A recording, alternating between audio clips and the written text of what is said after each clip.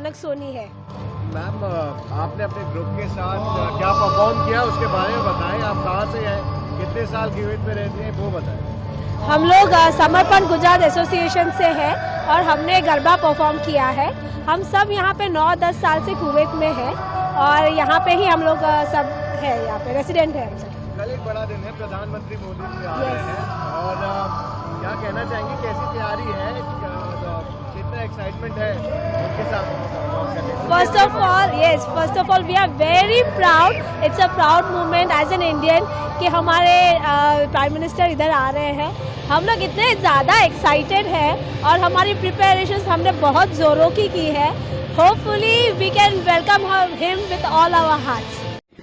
अभी आप देख रहे हैं हम लोग करोड़बाग के बीकानेर चौक में आए हैं। पहले तो हम लोगों ने सिग्नल पे लोगों से बात करी, वहां पर उनको पर्चे दिए। अब हम लोग व्यापारियों के पास भी जा रहे हैं। भाजपा एक बहुत ही लोकतांत्रिक पार्टी है और हम चाहते हैं कि हमारा जो संकल्प पत्र है वो दिल्ली की जनता की आकांक्षाओं को परिलक्षित करे और इसीलिए हम यहाँ पर आए हैं। अभी तक जो जनरल बातचीत हुई है उसमें व्यापारी गण भी आम आदमी पार्टी के टूटे हुए वादों के दंश को सह सह के थक गए हैं। आप देख रहे हैं यहाँ पर सड़कों की क्या जर्जर हालत हो रही है। सड़क, पानी, बिजली, सीवेज और ड्रेनेज, ये ऐसी चीजें हैं जो पूरी की पूरी तरह केवल आम आदमी पार्टी के अधिकार क्षेत्र में आती हैं। लेकिन इन सबको लेकर अगर आप दिल्ली में देखें तो व्यवस्था पूरी तरह चरमरा गई है। दिल्ली को अब आम आदमी पार्टी के बहाने नहीं, बदलाव चाहिए, भाजपा की सरकार चाहिए। की बात करी आपने, संजीवनी स्कीम हो गई या फिर महिलाओं के लिए पैसा हो गया, ये सब कैसे देखें? आज अम्बेडकर घोषणा भी करी गई है। मैं पूछना चाहती हूँ माननीय केजरीवाल जी से, 1 दशक तक आपने यहाँ पर सत्ता भोगी है लेकिन दायित्व नहीं उठा। ये योजनाएं जो आप आगामी चुनाव को मद्देनजर रखते हुए कर रहे हैं, ये यही परिलक्षित कर रहा है और ऐसा लग रहा है कि आपके लिए जन कल्याण केवल एक चुनावी जुमला है। एक एक योजना को उठाकर देख लेते हैं। सबसे पहले है जो इन्होंने महिलाओं के लिए योजना घोषित करी है। याद होगा पंजाब में भी इन्होंने 3 साल पहले 2021-2022 में यही योजना घोषित करी थी। आज तक 1 रुपया नहीं आया पंजाब की बहनों के खाते में। दिल्ली की बहनों को भ्रमित करना इन्हें बंद करना चाहिए। दूसरी तरफ भाजपा की डबल इंजन की सरकार का जलवा आप देख लीजिए। मध्य प्रदेश में, हरियाणा में और बाकी भी जितने भी भाजपा शासित राज्य हैं वहां पर महिलाओं के खाते में पैसा जा रहा है। अगर हम बात करते हैं संजीवनी योजना की तो मैं आपको बता दूं, कुछ नहीं अपना मुंह छुपा रहे हैं क्योंकि दिल्ली के 7 सांसद चले गए हैं दिल्ली हाई कोर्ट और वहां पे पूछा जा रहा है कि इन्होंने आयुष्मान भारत दिल्ली में क्यों नहीं लागू होने दी, जिसके तहत 70 वर्ष से बड़े सभी वरिष्ठ नागरिकों को मुफ्त 5 लाख रुपए का इलाज मिलता है। तो अब इनको बुजुर्गों की याद आ रही है। ये पूछना चाहूंगी, क्या 1 दशक से दिल्ली के बुजुर्ग नहीं थे क्या, या सम्माननीय नहीं थे? केजरीवाल जी को केवल चुनाव के आसपास याद आए? और तीसरी बात मैं पूछना चाहती हूँ, आज जो इन्होंने स्कॉलरशिप की बात करी, अरे आपके पास तो पैसा ही नहीं है सरकारी कोष में। 60,000 करोड़ रुपए के बजट डेफिसिट में है दिल्ली, यही रिपोर्ट है। खुद माननीय चीफ मिनिस्टर आतिशी जी ने नवंबर 2024 में केंद्र सरकार से 10,000 करोड़ का पैसा मांगा है। तो ये झूठे वादे क्यों कर रहे हैं? आप भ्रमित कर रहे हैं जनता को केवल अपने राजनीतिक सुख के लिए। फीडबैक का आपने फॉर्म भरा है, इसका कितना प्रभाव पड़ेगा? दिल्ली देश की राजधानी है और राजधानी होने के नाते इस क्षेत्र का, सुविधाओं का, इंफ्रास्ट्रक्चर का एक अलग ही स्तर होना चाहिए। पिछले 10 साल में दिल्ली ने एक ऐसी सरकार को झेला है जिसने दिल्ली को पीछे करने में कोई कसर नहीं छोड़ी। आज दिल्ली की गली नाली, सड़क, नाले सब टूटे हुए हैं। दिल्ली में प्रदूषण की ये हालत है कि स्कूल में प्रदूषण की छुट्टियां होती है। यमुना में टॉक्सिन इतना बढ़ा हुआ है, अमोनिया का लेवल इतना हाई है कि आप उसको नहाना तो छोड़िए, उसके अंदर पैर भी नहीं डाल सकते। बुजुर्गों को पेंशन मिलेगी, महिलाओं को सहयोग राशि मिलेगी, कूड़े के ढेर खत्म होंगे।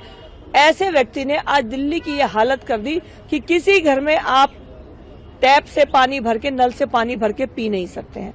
हर जगह पानी खरीद कर पीना पड़ रहा है। दिल्ली में बारिश अगर आ जाए तो जल भराव की स्थिति ये है कि 12-13 लोगों की करंट लगने से मृत्यु हो गई और राजेंद्र नगर में 3 लोग नाला टूटने से अकाल मृत्यु के शिकार हो गए। तो आज दिल्ली की जो हालत है, आयुष्मान योजना को लागू नहीं किया, मोहल्ले क्लिनिक ठप पड़े हुए हैं, शिक्षा स्वास्थ्य के मॉडल का मजाक बना के रख दिया है।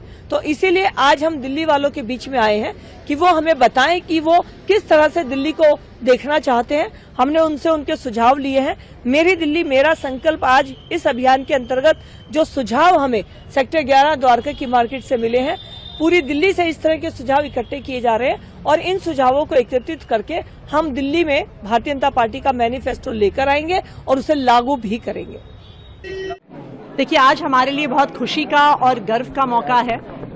जो अंबेडकर स्कूल जो स्पेशलाइज्ड एक्सीलेंस की कुछ साल पहले शुरुआत हुई, एक सपने के साथ शुरुआत हुई कि सरकारी स्कूलों में भी टैलेंटेड बच्चे पढ़ते हैं, कि सरकारी स्कूल के बच्चे जो गरीब परिवारों से आते हैं उनमें भी टैलेंट की कोई कमी नहीं है। तो एक तरफ हमारे Ambedkar school of specialised excellence से बच्चे नीट का एग्जाम क्लियर कर रहे हैं, जेई का एग्जाम क्लियर कर रहे हैं, आईआईटीज में एडमिशन ले रहे हैं, और दूसरी तरफ आज हम यहाँ पे जो हमारे परफॉर्मिंग एंड विजुअल आर्ट्स का जो हमारा स्कूल ऑफ स्पेशलाइज्ड एक्सीलेंस है उनकी एग्जीबिशन पर हैं। आज अगर आप यहाँ पे music, dance, visual art, performing art की जो सारे एग्जिबिट्स देखिए, आज हमारे सरकारी स्कूल के बच्चे देश के और दुनिया के बड़े बड़े आर्टिस्ट के स्तर पर अपना काम करके दिखा रहे हैं। मुझे इस बात का बहुत फक्र है कि हो सकता है कि इन बच्चों को अगर दिल्ली में ऐसे सरकारी स्कूल नहीं होते जहां पे इनके टैलेंट को बढ़ावे का मौका नहीं मिलता, तो ये टैलेंटेड आर्टिस्ट, ये टैलेंटेड सिंगर्स, ये टैलेंटेड डांसर्स शायद सामने ही नहीं आ पाते। और मैं दिल्ली के सभी लोगों को इनवाइट करना चाहूँगी लहर 2024 की इस एग्जीबिशन के लिए, जहाँ पे हमारे सरकारी स्कूल में पढ़ने वाले बच्चों का टैलेंट, जो सिर्फ दिल्ली का नहीं देश का टैलेंट है, उसको आपको देखने का मौका मिलेगा। कब से कब तक ये एग्जीबिशन लगा रहेगा? और एक अलग मैम, जहाँ बच्चों को पहले साइंस मैथ की पढ़ाई के लिए मौका मिलता था, वहाँ अब सिंगिंग और आर्टिस्ट बनने का मौका मिलेगा। ये एग्जीबिशन 3 दिन के लिए लगा हुआ है, यहाँ पे चाणक्यपुरी में लगा हुआ है, और मैं सभी दिल्ली वालों को आमंत्रित करती हूँ। देखिए, हमारे देश में टैलेंट की कोई कमी नहीं है, चाहे आप म्यूजिक देखिए, चाहे आप डांस देखिए, बिजनेस देखिए, मेडिसिन देखिए, इंजीनियरिंग देखिए, लेकिन जब तक अच्छी एजुकेशन सिस्टम नहीं होगा, हमारे देश के हर बच्चे को अपना टैलेंट डिस्कवर करने का और आगे बढ़ाने का मौका नहीं मिलेगा। आज अगर म्यूजिक की ट्रेनिंग लेनी है तो एक सामान्य परिवार का बच्चा उसे अफोर्ड नहीं कर सकता। अगर पेंटिंग की अलग अलग टेक्निक्स की ट्रेनिंग लेनी है, एक सामान्य परिवार का बच्चा उसे अफोर्ड नहीं कर सकता, गरीब परिवार का बच्चा उसे अफोर्ड नहीं कर सकता। लेकिन इसका ये मतलब नहीं है कि दिल्ली के किसी झुग्गी बस्ती में अगला AR रहमान नहीं छुपा हुआ। इसका ये मतलब नहीं है कि दिल्ली के किसी कच्ची कॉलोनी में अगले MF हुसैन जैसे बड़े बड़े आर्टिस्ट नहीं छुपे हुए हैं। तो आज अरविंद केजरीवाल जी की, मनीष सिसोदिया जी की जो विजनरी लीडरशिप में ये स्कूल्स ऑफ स्पेशलाइज्ड एक्सीलेंस बने हैं, ये ना सिर्फ दिल्ली को बल्कि पूरे देश को एक शानदार टैलेंट दे रहे हैं। मेरा नाम मंदाकिनी प्रधान है, हम लोग ओडिशा से हैं और ओडिशा डांस कर रहे हैं यहाँ पे, संबलपुरी डांस। आप कुवैत में हैं? मैं लगभग 10 साल हो गए हैं। या प्रधानमंत्री मोदी जी के आप परफॉर्म करने वाले, प्रिपरेशन कितने टाइम से कर रहे थे और अब करने जा रहे हैं? प्रिपरेशन तो बहुत अच्छा है, क्योंकि मोदी जी इतने दिन के बाद हमारा कोई चीफ प्राइम मिनिस्टर आ रहा है फर्स्ट टाइम, तो हम लोग सब एक्साइटेड हैं and will give our best. देखिए, चीप पब्लिसिटी ये करते हैं संजय राउत, उनको आए दिन कुछ न कुछ बतंगड़ करना होता है, हल्ला मचाना है, झूठी बातें फैलानी है। पहले भी वो कई लोगों के पास कह रहे थे कि मेरे घर में मोबाइल की रेंज ठीक नहीं है, तो शायद वो मोबाइल कंपनी के लोग हैं। पुलिस का भी यही प्राथमिक कहना है कि मोबाइल कंपनी के लोग हैं, तो इसको कोई सीरियसली नहीं। फिर भी माननीय मुख्यमंत्री और उप मुख्यमंत्री इसको निश्चित ही अगर कोई बात में तथ्य है तो गंभीरता से लेंगे। वो कहते हैं कि संजय राउत को सुरक्षा दी जाए, इसके पहले ही आईसी संजय राउत की घर पर रेकी हुई थी। ऐसे ये संजय राउत है कौन?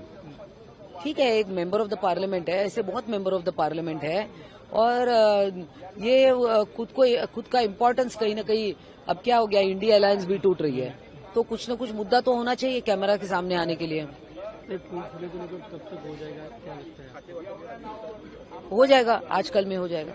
तो दूसरी तरफ देखने गए तो एक खबर सामने आई है हाँ। बांग्लादेश की तरफ से हाँ। कि सबसे ज्यादा जो पाकिस्तान में हिंदू पे अन्याय कम होता है, बांग्लादेश पे ज्यादा हिंदू पर अन्याय होता है। किस तरह देखते हैं? नहीं, बांग्लादेश पे हिंदुओं पर अन्याय जरूर हो रहा है और केंद्र सरकार भी इसके बारे में गंभीर है और बांग्लादेश की सरकार से बातचीत चालू है।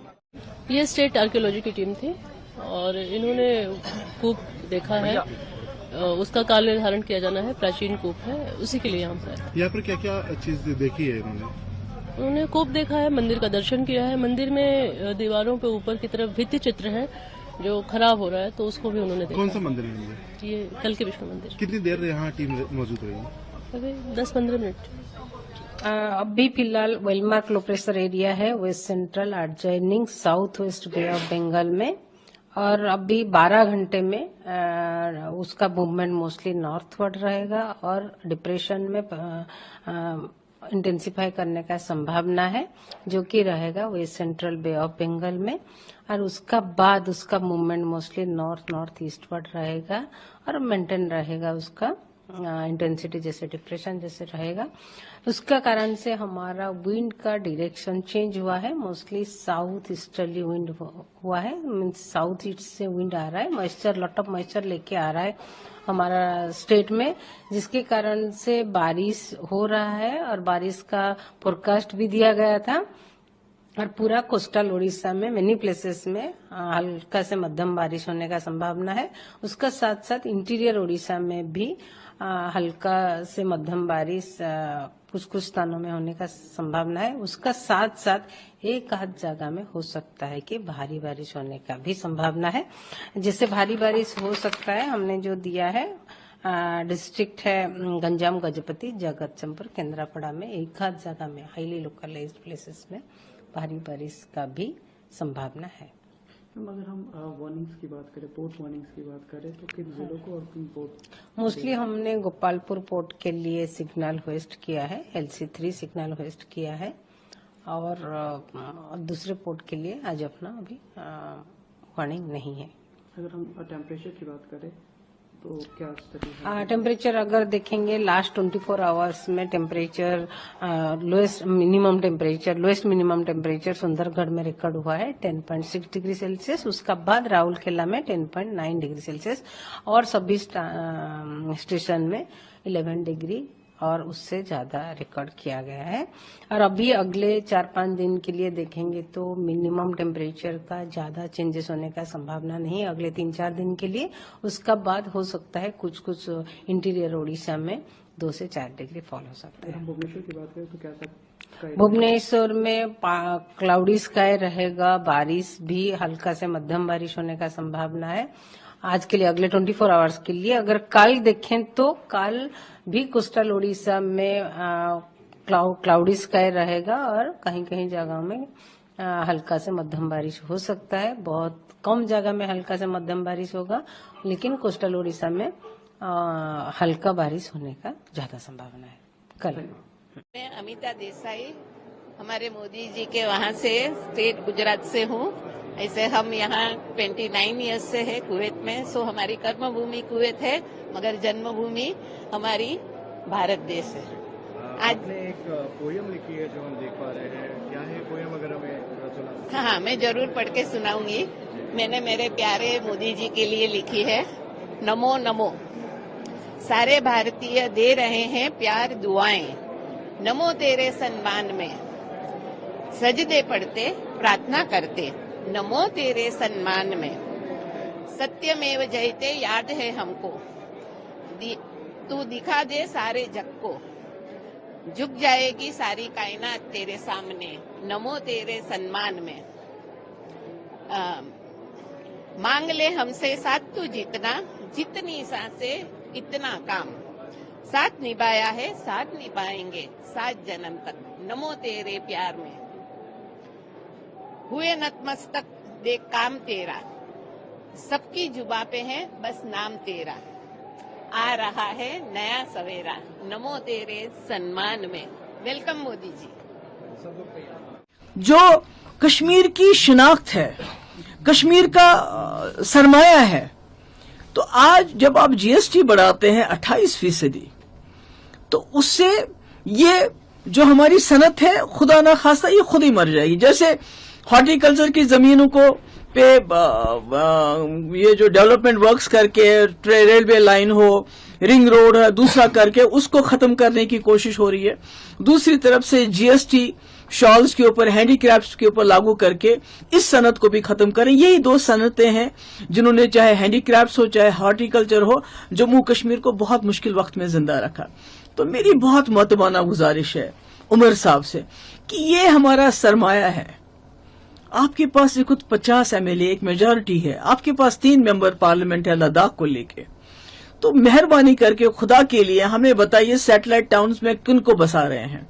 हमें बताइए कि हमारे जो हमारी हॉर्टिकल्चर की सनत है उसको बचाने के लिए अब क्या कर रहे हैं। ये जो जीएसटी 28% की बात हो रही है, इस सनत को शाहतूस तो खत्म कर दिया, इस सनत को बचाने के लिए आप क्या कर रहे हैं हमें बता दें, ताकि जम्मू कश्मीर के लोग जो इसको बहुत ही तजज्जुब का शिकार हो गए हैं, हमारे पास है ही क्या, बचा ही क्या है। अगर हमारा हॉर्टिकल्चर भी खत्म हो जाता है, हमारे हैंडीक्राफ्ट्स भी खत्म हो जाता है, तो फिर हम सिर्फ टूरिज्म के ऊपर, और शायद कहीं ना कहीं मरकजी सरकार चाहती है कि जम्मू कश्मीर के लोगों की जो अपनी इनके हाथ में जो है, चाहे वो हॉर्टिकल्चर है चाहे हमारे हाथ में जो हैंडीक्राफ्ट्स है, उसको खत्म करके जम्मू कश्मीर के लोगों को सिर्फ टूरिज्म पे निर्भर करें, उस पर डिपेंडेंट करें, ताकि जब वो चाहे टूरिस्ट भेजे, जब वो चाहे, ताकि खुदा ना खास्ता जो जम्मू कश्मीर जो हमारे बाकी स्टेट्स के मुकाबले में अल्लाह ताला ने हमें रिज़्क, हमें जमीन, हमें सर पे छत दी है, कहीं खुदा ना खास्ता हम भी अल्लाह ताला ना करे भिखारी ना बन जाए। तो मुझे उम्मीद है कि उमर साहब इसकी तरफ खास तवज्जो देंगे और इन सारे जो लोगों के दिल में खदशात है उनको दूर करेंगे। Thank you. देखिए, ये एक झूठी और बेबुनियाद खबर सुबह से चल रही है। मुझे नहीं मालूम कि इसका सोर्स क्या है। अगर दिल्ली के एलजी बीके सक्सेना जी ने किसी प्रकार का कोई मंजूरी का पत्र दिया है तो मैं कह रहा हूं उसको दिखाइए, सार्वजनिक कीजिए। कहां है वो मंजूरी का पत्र? ईडी को मुकदमा चलाने की कोई मंजूरी अगर उन्होंने दी है तो उसका पत्र दिखाइए ना। तो ऐसी बेबुनियाद खबरें चलाने के पहले मेरे ख्याल से तथ्य और प्रमाण होना जरूरी है। दिल्ली के पूर्व मुख्यमंत्री अरविंद केजरीवाल जी के खिलाफ किसी भी प्रकार का कोई पत्र एलजी सक्सेना ने नहीं दिया। हालांकि आप इससे डिनाई कर रहे हैं, लेकिन दिल्ली विधानसभा चुनाव किसी भी दिन डिक्लेयर हो सकता है। उससे पहले अगर आपके मुखिया को, मैं कह रहा हूं पहले पत्र आएगा तब तो कोई जवाब देंगे। आप एलजी सक्सेना का पत्र दिखाइए, पत्र पहले आने दीजिए। देखिए, पूरे सत्र को राहुल गांधी जी एलओपी संवैधानिक पद पे, लेकिन उन्होंने जो हरकत की वो अशोभनीय हरकत।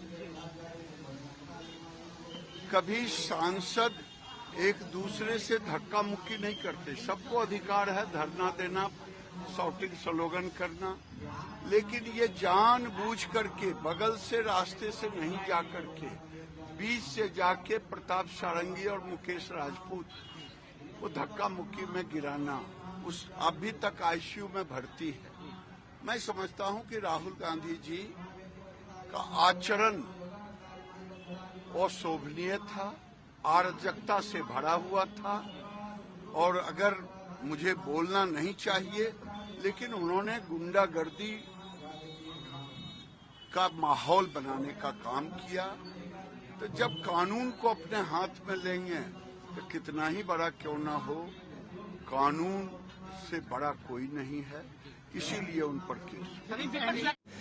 देखिए, सीआईएसएफ की जो प्राइम रिस्पांसिबिलिटी है सुरक्षा एवं संरक्षण, इसके अलावा जो मानवीय पक्ष है सीआईएसएफ का, उसको भी हम चाहते हैं, और अपनी ट्रेनिंग में और अपने ड्यूटी के दौरान जब हम ब्रीफिंग करते हैं तो लोगों को इसके बारे में जानकारी देते हैं कि संवेदनशील रहें। तो उसी कड़ी में ये एक प्रयास था सीआईएसएफ का, सीआईएसएफ करता रहता है। उस दिन जो 18/12 को जो इंसिडेंट हुई थी उसमें तकरीबन 3:50 मिनट में सीआईएसएफ को इंफॉर्मेशन मिली सीआईएसएफ कंट्रोल रूम से। मुंबई पोर्ट ट्रस्ट में वाटर फ्रंट सिक्योरिटी की जिम्मेवारी भी सीआईएसएफ की है, तो उसमें हमारे लोग तैनात हैं जो मेरीन कमांडोज हैं, जिनको स्पेशल ट्रेनिंग दी गई है वाटर फ्रंट सिक्योरिटी की। तो उन्हें जैसे ही इंफॉर्मेशन मिला, वो कम से कम समय में करीब 10 मिनट में मुझे लगता है कि वो जो जहां पे इंसिडेंट हुआ था, जहां पे नीलकमल का क्रैश हुआ था और उसके बाद में रेस्क्यू ऑपरेशन भी सीआईएसएफ ने वहां पे किया, तो सीआईएसएफ पहुंच गई और हमारी टीम सबसे पहले, जिसमें सावंत, कांस्टेबल सावंत जो है वो मिलकर दो लोग थे, मिलकर उन्होंने काफी लोगों का रेस्क्यू जो है फर्स्ट स्टेज में किया। बाकी उसके बाद काफी लोग आए, navy, coast guard, marine police and local जो कुछ बोटमैन थे वो भी आए थे। बट उसके पहले सीआईएसएफ ने काफी लोगों को रेस्क्यू करके अपने बोट में रखा। फिर जेएनपीटी की भी एक बोट, तब तक आपको जानकारी होगी कि जेएनपीए जो है जवाहरलाल नेहरू पोर्ट अथॉरिटी, वहां पे भी सीआईएसएफ की एक अलग टुकड़ी है, एक अलग यूनिट है, वहां पे भी वाटर फ्रंट सिक्योरिटी सीआईएसएफ के पास ही है। तो सीआईएसएफ की 2 बोट वहां से आई और एक पायलट बोट भी जेएनपीए की वहां थी, जो काफी बड़ी थी। तो उसमें जो लोग रेस्क्यू किए गए थे उनको ट्रांसफर किया गया और ट्रांसफर करके उन्हें जेएनपीए में ले जाया गया। फिर रेस्क्यू का ऑपरेशन, आगे का जो कार्रवाई था वो हुआ वहां पे। जिस तरह से ये इंसिडेंट हुआ था, क्योंकि सीआईएसएफ का रोल एक मरीन कमांडो की तरह उसमें होता है, सी एरियाज में होता है, तो पहला जो आपके ऑफिसर्स थे जिन्होंने सबसे पहले रिस्पॉन्ड किया, उनकी प्रायोरिटी क्या रही? क्योंकि बच्चे थे, बुजुर्ग थे, फॉरेनर्स भी थे उसमें। सबसे पहले जो बच्चे थे उनके ऊपर में ध्यान गया कि सबसे पहले हमें बच्चों को बचाना है, और उसके बाद बाकी जो लोग थे उनके ऊपर उनको भी रेस्क्यू किया गया। तो बच्चों को पहले एक एक करके निकाला गया था। वाटर कुछ लोगों ने इनहेल कर लिया था काफी, क्योंकि पानी पीने से यस। तो सीपीआर भी देने की जरूरत थी क्या, और कितने लोगों को? इसमें जैसे ही ये रेस्क्यू ऑपरेशन होता गया, जिसका भी ऐसा लगा कि मतलब उसे कुछ तकलीफ है और सीपीआर देने की जरूरत है, तो हमारे मेरीन कमांडोज जो होते हैं उन्हें एक स्पेशल ट्रेनिंग सीपीआर की भी दी जाती है। तो उन्हें ये ट्रेनिंग होती है कि इस तरह की स्थिति में अगर चोकिंग हो रहा है तो उसको प्रॉपर तरीके से सीपीआर देके रिवाइव किया जा सके, और काफी लोगों का जान जो है इससे भी बचा है। उनको सीपीआर टाइमली दी गई। एक मुझे बताया गया था कि और भी लोग थे, एक फॉरेन कपल था जो वहां पे था, उसने भी उसे सीपीआर का ज्ञान था, तो वो भी साथ में मिलके इसे हेल्प कर रहा था। जिस तरह से फर्स्ट रेस्पॉन्डर की भूमिका सीआईएसएफ ने निभाई है, उसके जवानों ने निभाई है, सीआईएसएफ क्या उनके लिए कुछ आगे प्लान कर रहा है? नहीं, बिल्कुल मैसेज जाएगा पूरे फोर्स के लिए। हाँ, ये हमारे लिए फख्र की बात है कि हमारे लोग बढ़ चढ़ कर इस तरह के मानवीय प्रयासों में सम्मिलित हो रहे हैं। ऐसे स्थिति में जो है, चूंकि सीआईएसएफ न केवल पोर्ट में बल्कि एयरपोर्ट्स में, डीएमआरसी में और भी जगहों पे कभी भी इस तरह का जब मौका मिलता है तो बढ़ चढ़ के आगे बढ़ती है। और ये एक सीआईएसएफ का जो ट्रेनिंग है और सीआईएसएफ का जो एक सोच है, उसी कड़ी में एक नया अध्याय है। आज लोकतंत्र का उत्सव है और मैं सभी नागरिकों से निवेदन करूंगा, घरों से निकलें और वोट करें। और ये वोट जरूरी है कि पंजाब की आम आदमी पार्टी की तानाशाह जो सरकार है उसको करारा जवाब देने के लिए, एक ऐसी सरकार जो लोकतंत्र का दमन कर रही है, लोकतंत्र के कत्ल कर रही है, कैंडिडेट्स को डराया जा रहा है, कैंडिडेट्स के पर्चे फाड़े जा रहे, नामांकन भरने नहीं दिया जा रहा, और पूरा का पूरा चुनाव भय के माहौल में। सरकार को पता है कि जनता के अंदर उनके खिलाफ आक्रोश है, और उनको पता है कि कांग्रेस और आम आदमी पार्टी दोनों ने पंजाब को छला है, जनता उसका करारा जवाब देने वाली है। इसलिए जगह जगह पर भय का वातावरण पैदा किया गया है और पंजाब की जनता दुखी है कि 1100 रुपए का केजरीवाल साहब का गारंटी का वादा पूरा नहीं हुआ, हर घर बिजली फ्री का वादा पूरा नहीं हुआ, हर घर से एक नौकरी का वादा पूरा नहीं हुआ और ये सभी वादे ना पूरे होने ये बताते हैं कि जनता इस चुनाव में करारा जवाब देगी। पूरी सरकार बुखलाई हुई है और हालात ऐसे हैं कि लॉ एंड ऑर्डर पूरी तरह से गर्क हो चुका है। पंजाब गैंगस्टर्स की जेलें, पंजाब की जेलें गैंगस्टर्स के लिए स्टूडियो और गैंगस्टर्स के लिए ऑफिस बन गई हैं। जगह जगह धमाके हो रहे हैं। पिछले 1 महीने में 4 धमाके अमृतसर शहर में Ajnala Majitha police station, Ajnala police station, Gurbaksh Nagar police station और इस्लामाबाद पुलिस स्टेशन में हुआ। आज पता चला है कि गुरदासपुर पुलिस स्टेशन पर भी बम धमाका हुआ है। ये सारी स्थितियां बताती हैं कि पंजाब के अंदर सरकार का कोई कंट्रोल नहीं है, माफियाइज्म दन रहा है और पंजाब इस समय त्रस्त है और भगवंत मान साहब और केजरीवाल सत्ता में मस्त है।